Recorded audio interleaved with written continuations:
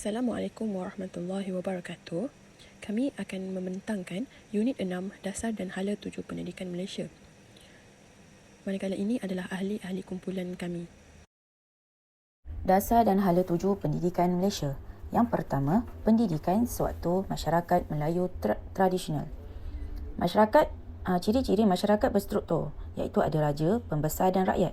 Yang kedua, berbentuk kepada pembelajaran secara turun-temurun kepada generasi seterusnya. Kemudian, falsafah dan pendidikan iaitu institusi, iaitu pendidikan di istana, masjid, rumah. Yang kedua, pendidikan informal, iaitu dalam agama Islam, adab dan adat, ekonomi, sosial dan politik. Kemudian, hierarki pendidikan mengikut kelas sosial. Kemudian, yang kedua, pendidikan era penjajahan 1511 hingga 1957. Sewaktu tersebut terbentuklah masyarakat majmuk. Yang kedua, berlakulah budaya superior penjajahan. Dari sudut pendidikan, Inggeris membahagikan kepada 3 pembahagian. Pertama, sekolah Inggeris. Yang kedua, sekolah Melayu. Yang ketiga, sekolah vernacular Cina dan India. Dasar dan Hala 7 Pendidikan fokus kepada nilai kehendak penjajah, kurikulum asas dan kemahiran asas. Penjajah memberi kurikulum asas dan kemahiran asas kepada masyarakat Melayu sewaktu tersebut. Setiap sekolah mempunyai falsafah dan hala 7 pengajaran dan kurikulum yang berbeza. Yang ketiga, menyekat peluang orang Melayu untuk mengembangkan bakat. Yang keempat, memisahkan orang Melayu daripada perkembangan sosio-ekonomi negara. Dan last sekali, berlakulah ketidakseimbangan dalam pendidikan. Inggeris membuat Ordinan Pelajaran 1952, Laporan Razak 1956 yang membawa perubahan besar kepada falsafah dan hala 7 pendidikan. Era pasca kemerdekaan pada tahun 1957 hingga 1970. Berlakulah wujud sistem pelajaran kebangsaan. Kemudian Ordinan Pelajaran 1952 digubal berdasarkan perakuan Laporan Razak 1956 yang mengutamakan perpaduan. Kemudian dia menjadi dasar pendidikan kebangsaan. Yang ketiga, Laporan Razak dikaji semula oleh Jawatankuasa Rahman Talib dan akhirnya laporan tersebut menjadi asas kepada pengubalan Akta Pelajaran 1961. Kemudian yang kita perlu tahu iaitu hala 7 pendidikan pada zaman selepas kemerdekaan. Pertama, pendidikan tinggi.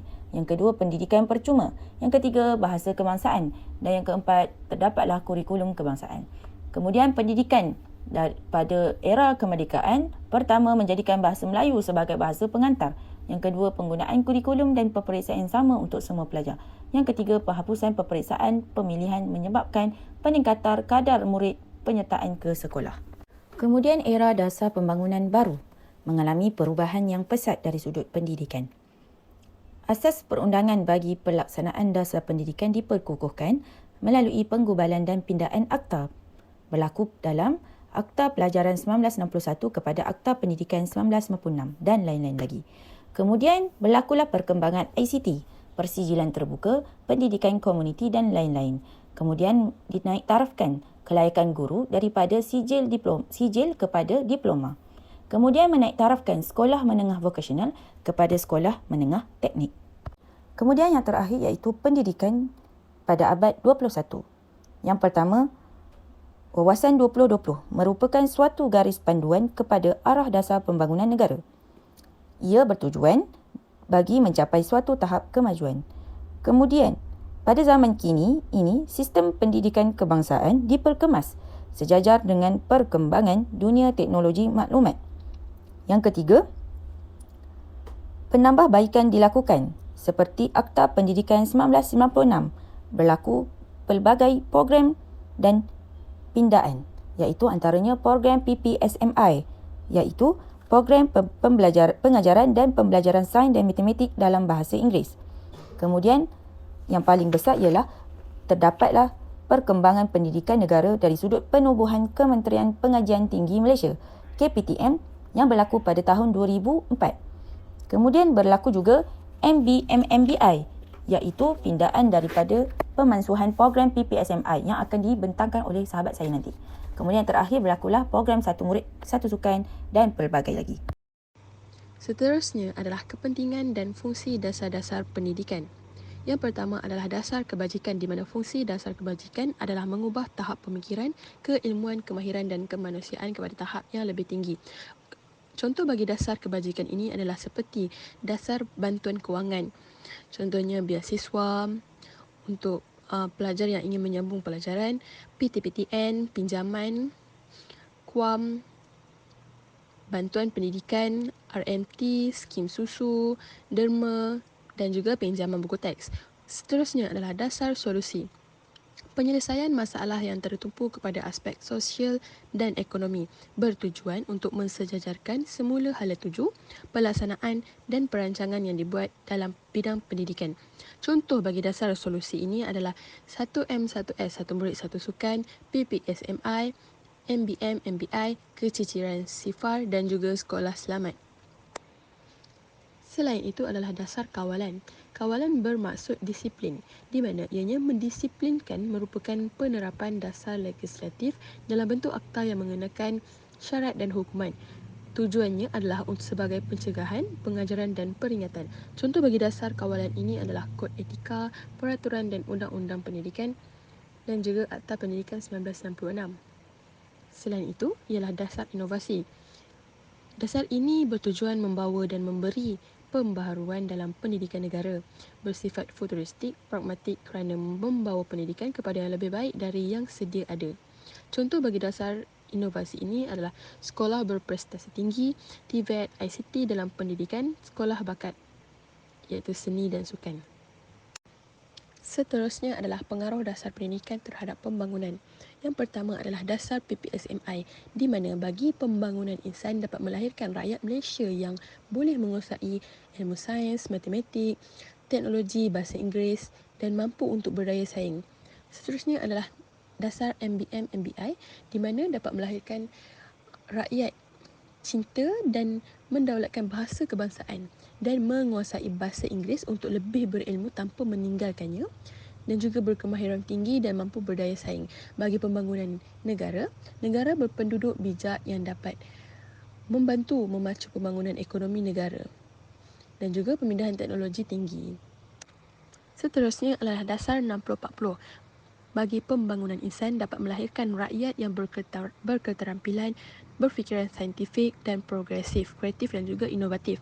Bagi dasar 1M1S dapat membangunkan insan yang seimbang dari segi intelek, rohani, emosi dan juga jasmani.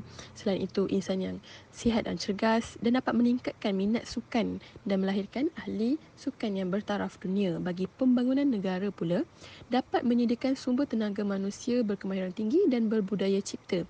Selain itu, bagi dasar 1M1S, dapat menggiatkan penglibatan pelajar dalam acara sukan dan kokurikulum serta menaikkan mutu sukan negara. Selain itu, dapat meningkatkan produktiviti kerja dan juga meningkatkan pencapaian sukan hingga ke peringkat antarabangsa.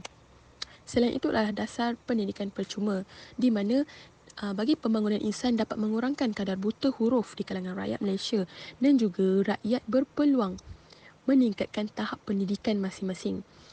Bagi pembangunan negara pula, negara berpenduduk bijak dapat melahirkan ramai generasi yang berpendidikan. Selain itu, bagi dasar sekolah selamat, dari segi pembangunan insan, dapat membentuk sasiah pelajar melalui disiplin yang mantap. Dan juga pembangunan negara dapat melahirkan rakyat yang bersatu padu, negara yang aman dan juga rakyat yang berdisiplin. Akhir sekali adalah dasar PTPTN, di mana seperti yang kita sedia maklum, PTPTN adalah sebuah tabung pendidikan yang menyediakan pinjaman kepada para pelajar yang ingin menyambung pelajaran untuk membiayai yuran pendidikan dan juga yuran-yuran pengajian dan menampung keperluan seharian. Dengan dasar PTPTN ini juga ianya dapat menuju kepada negara yang berpenduduk bijak dan juga amalan demokrasi berpendidikan. Matlamat utama dasar pendidikan kebangsaan adalah menyatupadukan murid berbilang kaum, menyediakan tenaga kerja yang mencukupi bagi memenuhi keperluan masyarakat dan ekonomi. Selain itu, memupuk perkembangan kebudayaan, ekonomi, sosial dan politik serta membina sistem pendidikan yang memenuhi kehendak dan keperluan negara. Merujuk kepada Rajah 6.2 iaitu pembentukan dasar pendidikan kebangsaan, iaitu dasar pendidikan kebangsaan telah diwujudkan melalui Penyata Razak 1956, Ordinan Pelajaran 1957, Laporan Rahman Talib dan Akta Pendidikan 1961. Objektif dasar pendidikan kebangsaan ini ialah untuk menyatupadukan perpaduan kaum dan menyediakan tenaga kerja yang mencukupi. Langkah-langkah dan strategi mencapai matlamat dasar pendidikan kebangsaan yang pertama ialah penggunaan bahasa kebangsaan sebagai bahasa pengantar utama. Yang kedua, mengadakan kurikulum dan sistem peperiksaan yang sama. Yang ketiga, melicinkan tata cara pengurusan pendidikan. Yang keempat, mendemokrasikan pendidikan. Yang kelima, pelaksanaan kurikulum kebangsaan. Yang keenam, meluaskan pendidikan vokasional dan teknik. Ketujuh, pengajaran bahasa ibunda.